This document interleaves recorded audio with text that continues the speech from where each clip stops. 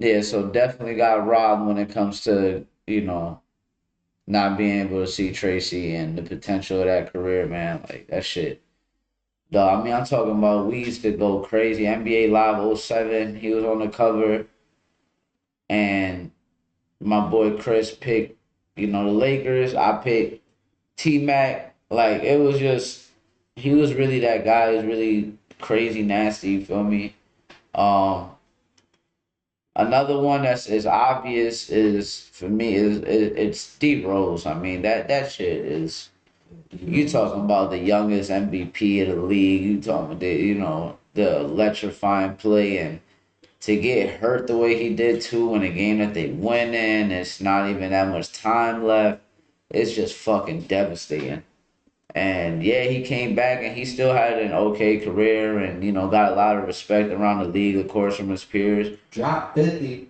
But Drop 50. he did drop 50, and it just shows you like the skill is there, and like what he ended up becoming was very finessed with the layups, and his finishing at the rim ability was crazy towards after he came back from injury. He had a couple signature plays coming back from injury, but it was just never the same. So that one hurt for real. And this one's gonna be a little crazy too. I'm gonna say Gigi Bryant, because she That's was actually a a good one. she was actually really. I mean, you talking about it was 5 years ago that this happened, so she would be like what, like 18 right now? Who knows? She wanted to go to Crazy. UConn. She's a Yeah. big UConn fan. So So yeah, and that's and actually a good one, man. and Rest in peace, Gigi. rest in peace, yo. Like for sure. And I think that right now she would have just been, had any pick, whatever college scholarships would have been, out the motherfucking window. She don't need the scholarship, but just saying, like, everybody would have just been wanting, like, because the game was already developing like crazy. She was already hooping, used to see her in the Mamba League and shit. And look at who her father, was and is. And She had the Mamba mentality. yeah, She was carrying that on. So, that was kind of taken away from us as fans. 'Cause it definitely would have been cool to see her within, the upcoming years, to see her in the league, to be able to carry on her father's legacy. Um, the good thing is that he does still have two other daughters that can carry on his legacy. Not in basketball, but in other ways. So that's a plus. But yeah, to lose Gigi at such a young age, yeah, that I think that hurt the basketball world a little bit, because we were robbed of a talent. yeah. We were robbed of a you know the female version of Kobe. Who knows what she would have became. You know And what I mean? she would have been involved in all of this shit going on right now with like Caitlin Clark and Oh yeah. Paige Beckers and fucking Shorty from USC, fucking Juju. Juju Watkins. It's like all of this. But look, speaking of that though, this is just I'm talking about Paige Becker. I think she's the fastest person to 500 points and 100 assists. So, like Caitlin Clark, I don't know. Like you nice, but Shorty really going really How they do it? I think Paige is better. I mean the bag is deeper. I think Paige is better. The bag is deeper. Who said that? Who said that? The bag, it's larger. When she comes with the Duffy, it's a big bag. I think Paige is better. Huh? Hezzies, tweens, Paige. Stop saying that, whoever's saying that. Bayou. Who's saying that? So she already. So what? This Caitlin Clark's second year, and she already getting her shit passed up by somebody. And then now you got Juju coming in the league. Like, this is why the fucking dildos gotta stop being thrown on the fucking court, man. Just let them play. Yeah, but I ain't gonna lie. Just from the little bit I've been seeing the page, I just be looking like, Better watch out. I don't know, man. Don't get me wrong. I know Caitlyn got the shot. She be shooting it from Jupiter and shit like that. I get it. I get it. And that's today's game. Everybody want to see you shoot from Africa. I feel you. That shit, I got you. But Paige eating in that nitty. Tell you, you know how I be with the mid range, man. She really be hooping. Really be hooping. You know what I'm saying? And she got that bag. You know what I mean? And you're not you're not in the top 10 overall rated in 2K either. So An Angel is. They got her at a 90. and that's why? It's because Caitlyn keeps getting injured. Yeah, it's injuries for It's sure. the injury. So if that's gonna be probably the biggest downfall for her. And I wish I on her to go. But like she But Paige has to though. stay more But healthy. Paige though. Right. And then Paige. We Paige is better. Huh? Stop. Relax. We know. bag work. Yeah, nah. From what I've seen, I just be like, alright, man, keep fucking with this. Alright, keep fucking with the blonde head. Yeah. Keep fucking with Blondie. Fucking legally blonde over here. I'm You telling feel you. me? Yeah, like, Out here, get these buckets. yeah. Get these buckets. And she Paige buckets. That's what we gotta do is call her. That's Paige bucket. You page her when you need a bucket. Like back in the day, Pager. when you had pagers, you would page her for a bucket and go, hey, I need a. Remember Pager Stoyanov? You needed a shot to page him. Yeah, you go, hey, excuse me. Bang! Excuse me. That's her. Let me page somebody. And then she call you on the payphone and you go, I need a bucket. And she goes, I'm already there. Got you with it. Man, Ha ha ha. I'm telling you. Ha ha ha. It's exciting time. Heavy. Ha ha. Volume. Yep. And I think that that's gonna be the formula for the game is just having these girls come in, and the game is so much more developed now. They got crazy handle. It is next level. You know what I'm saying? And like I said, Juju coming next. So when Juju comes next, what do you think? And I'm not trying to say this is like some against Caitlin Clark shit. What I'm just trying to say not at all. is that look at let the money could happen with these type of players. So embrace it. Speaking about the money, did they really turn down the deal? Oh, I have no idea. Oh yeah, I think they were. I think the league came up with some type of like I guess they were gonna raise the pay, whatever it came, and I think they turned that shit down. Man, yeah, but we this is allegedly. We don't know. But right. So I don't know it fully. One thing about Primo Sports is we're honest over here. You know what I'm saying? We're not gonna bullshit y'all. Exactly how it was worded.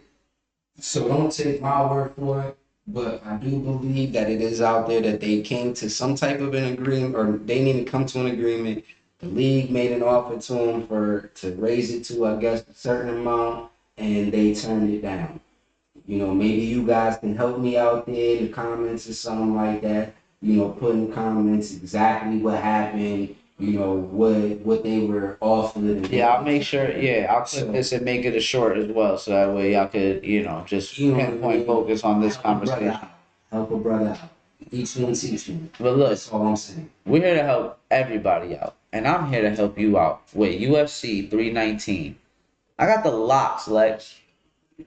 I got the locks for all our subscribers, for our fans. Here we go. UFC 319. Duplessis versus Shemaev. It's going down for the middleweight belt. That's big game, right? Big gang is Shemaev. I'm going for big game. So look, we're gonna start off with the first fight on the main. We're just gonna do the main card, no prelims. We got Kai Asakura versus Tim Elliott. Here's the thing with old Timmy, okay? I was watching a breakdown of him from Mighty Mouse, who I respect very much in his opinion, of course, because he's one of the GOATs. And he talking about he fought him. Once he said that, I said he's losing. You fought Mighty Mouse, bro. Mighty Mouse hasn't fought in the UFC in almost like 10 years or some shit like that. I'm not hearing you're dumb old. I'm sorry. This kid is coming in fresh. Yes, he lost, but he lost in a championship fight. He lost to the champ, who's a fucking problem, and who would ragdoll the shit out of you. That's Pantoja.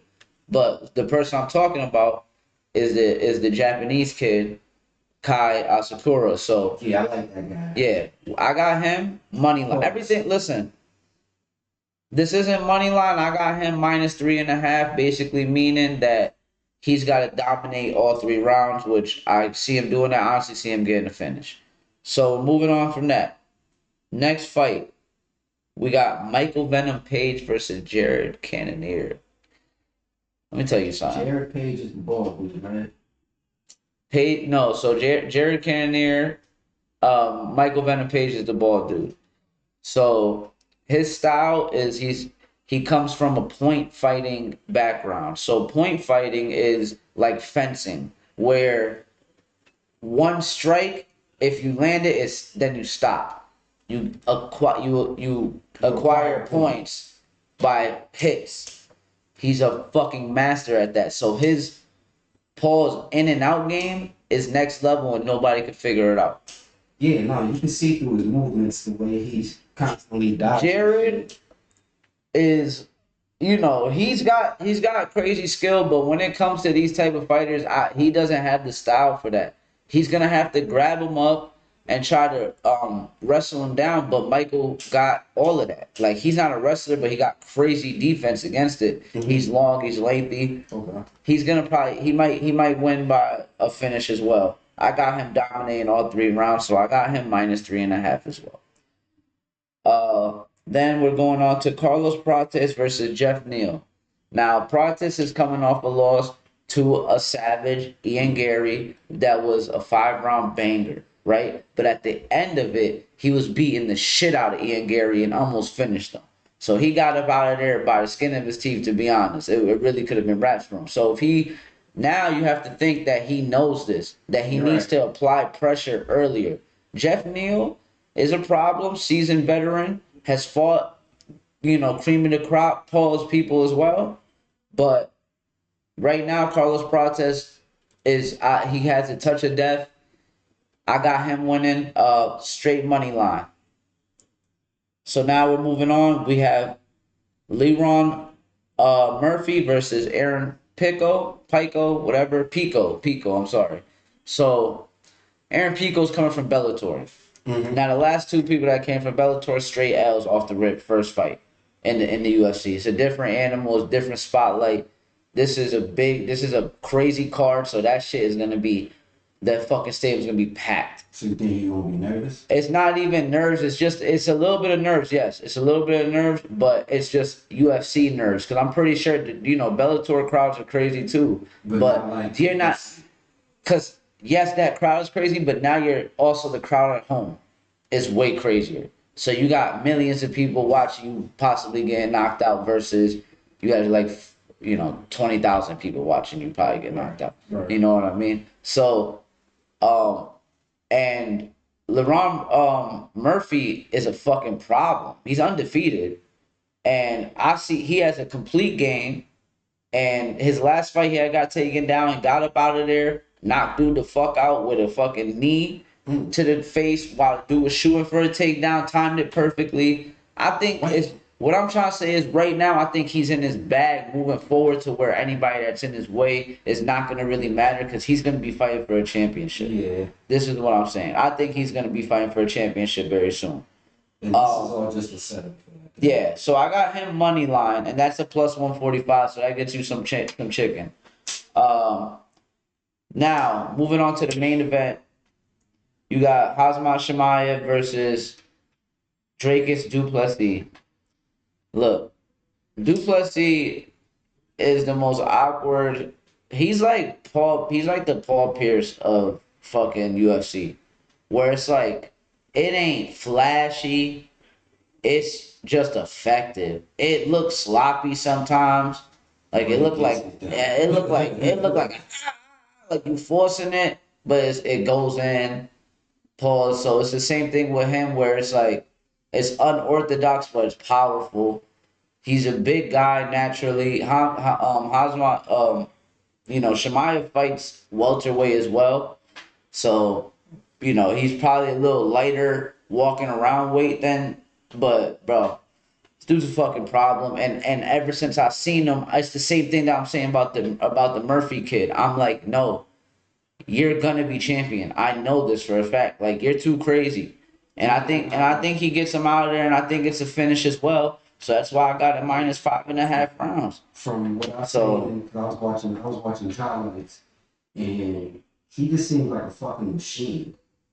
yeah, Like he's like kill everybody. I want to kill everybody. he just seems like a fucking machine. Like he's just forward. Yeah, Like everything is just forward, and if he strikes you, he's gonna hit you hard, and and it's gonna hurt. and he's shooting takedowns from across the ring, bro. He off rip. Yeah, I seen some. I think he like snuck dude and then boom went straight down from both legs. Bam. Sometimes he doesn't even do that. Sometimes he just runs at you and then lunges, and he has a crazy double leg takedown. It's wild. Yeah, when he took I'm that excited for this fucking card, man. I can't wait to watch these fucking fights, man. like yeah, And, yeah. and so yeah, that's the official prediction for y'all, man. That's episode 13, man. It's a motherfucking wrap. It's another hour and some change of pure content for y'all. Drink plenty of water, people. It's good for you. Yeah, get some High Noon sponsor us, man. So we appreciate all the love on the videos. Y'all keep liking and subscribing. We're gonna keep coming out with this content. Next thing is that everything's gonna get improved, man. But right now, that's a wrap for us. Lex, you got any parting words for the fans? Nah, make sure you like, share, subscribe, all that stuff. Leave any comments, you know what I mean? We appreciate it all. And you enjoy your Saturday. All right, man. Primo Sports, we out.